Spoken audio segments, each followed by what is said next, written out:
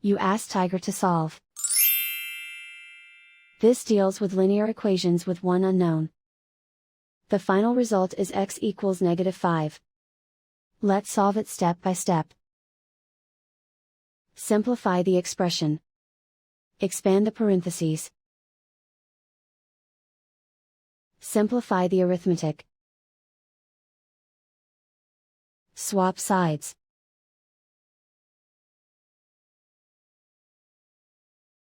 Group all constants on the right side of the equation. Add 21 to both sides. Simplify the arithmetic.